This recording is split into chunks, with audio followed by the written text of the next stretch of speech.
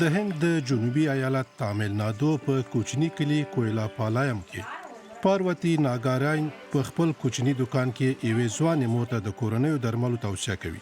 هغه له 10 کلونو راهیسې د بوټو د درملو په توګه کارولو غورځنګ پر مخ وړي. هغه غواړي د طبي خواص لرونکو بوټو د دود بیرته راژوندي کولو لپاره د سیمې بیولوژیکي تنوع وساتي. د روغتیا نړیوال سازمان اټکل کوي چې د هند کابو 15% نفوس د درملنې لپاره پر دودیزو درملو تکیه کوي.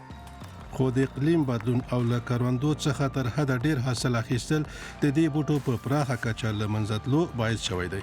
په هند کې د دغو بوټو کابو 300 ډولونو ته دمګړی د ورکېدو ګواښ متوجه دی. کالو ویلي بیولوژیکي ساحه چیرې چې پاروتی کار کوي اوس مهال د 800 څخه زیاتو بومي بوټو کور بلل کیږي.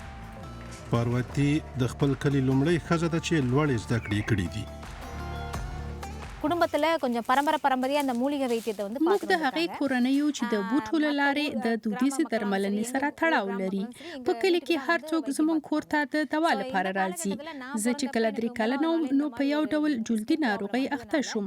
زما کورنۍ زما د علاج لپاره ډېره هڅه وکړه څو بریالي شول. 7 வயசு வரைக்கும் அந்த ஸ்கின் ப்ராப்ளத்துக்கான ட்ரீட்மெண்ட் வந்து கொடுத்திருந்தாங்க. سو அப்பவே எனக்கு இந்த மூலிகை ما ان په وکلنۍ کې زده کړل چې کوم بوټي د څه لپاره باید وکارول شي. வந்து பழக்கமாயிடுச்சு. وروسته بیا نوموړی د بشري حقوقو په برخه کې ماستري وکړه خو بیا د تامل نادو د پچان دی کولام څنګه د چاپیریال ساتنې ټولنې د وی پروژې په ترڅ کې د بوټو لارې درملنې په برخه کې وګمارل شو.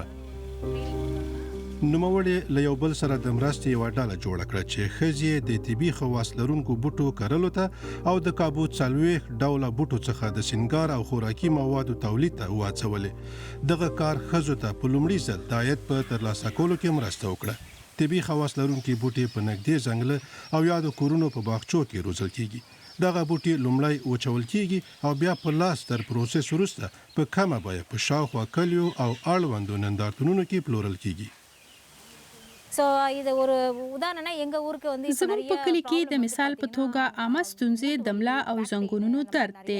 د درملنې لپاره موږ د سیمایزو طبي خواص لرونکو بوټو تیل جوړو. موږ ځای خلکو ته لارې چارې جوړې کړي چې په اسانۍ سره دا دوا وکارولای شي. ஒரு வழியை நாங்க வச்சிருக்கோம். د نادوکو پام کلی د دې سیمې تر ټولو وروسته پاتې سیمه ده.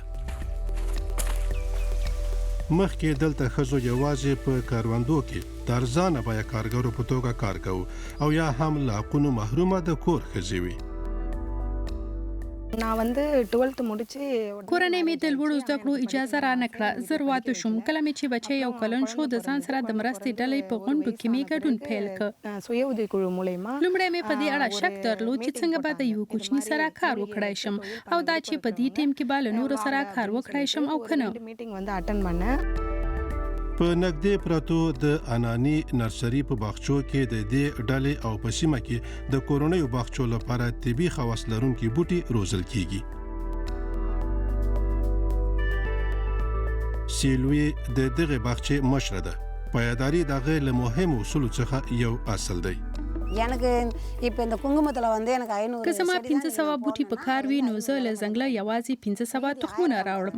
نور یې په ځمکه پاشل کیږي او ځنګل کیږي. மழை பெஞ்சு அது குட்டீஸ் வந்து அது வந்துரும் காடு அழியாது சான்சல் நாங்க کوم بوټي لبي خو باسو دا پر ځنګله اغیزه ولري.